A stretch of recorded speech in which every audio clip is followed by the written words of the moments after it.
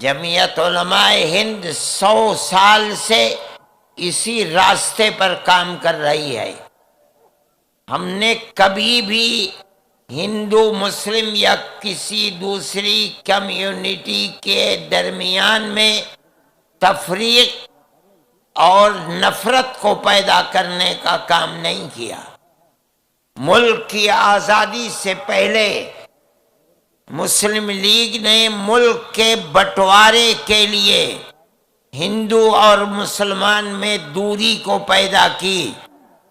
جمعیت علماء ہند کے ہمارے بزرگ پہاڑ کی طرح کھڑے ہو گئے، ان کی ٹوپیوں کو اچھالا گیا، ان کی پگڑیوں کو پیر سے روندا گیا، لیکن انہوں نے کبھی بھی نفرت کی سیاست کو قبول نہیں کیا، ملک کی تقسیم کی مخالفت کی۔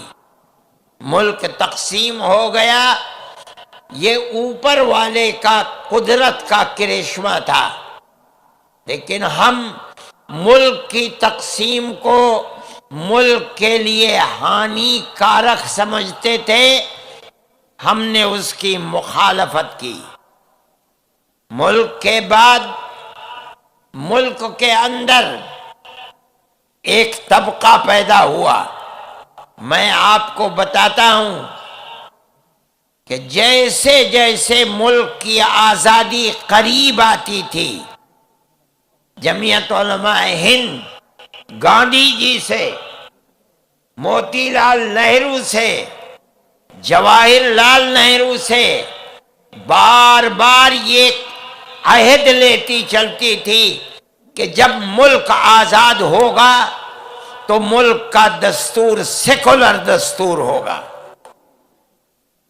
کانگریس کی ورکنگ کمیٹیوں کی تجویزیں موجود ہیں، ریزولیشن موجود ہیں، وہ برابر ہم کو لکھتے تھے کہ ہم وعدہ کرتے ہیں کہ ملک کا دستور سیکولر دستور ہوگا، کنتو جب ملک آزاد ہوا اور تقسیم ہو گیا تو ملک سے ایک طاقت اٹھی جس نے یہ کہا کہ مسلمانوں نے اپنا حق پاکستان لے لیا، اب ہمارے ملک کا دستور سیکولر دستور نہیں بلکہ ملک ہندو راشٹر ہوگا۔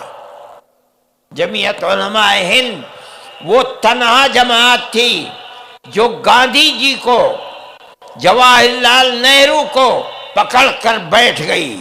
ہم نے کہا ہم سے جو وعدہ کیا تھا، آپ کے ریزولیشن ہمارے پاس موجود ہیں، آپ نے ہم سے وعدہ کیا تھا کہ ملک کا دستور آزادی کے بعد سیکولر دستور ہوگا، اس وعدے کو پورا کرو۔ اگر ملک کی تقسیم پر دستخط کیے ہیں تم نے کیے ہیں، مجرم تم ہو، ہم نے ملک کی تقسیم کو قبول نہیں کیا۔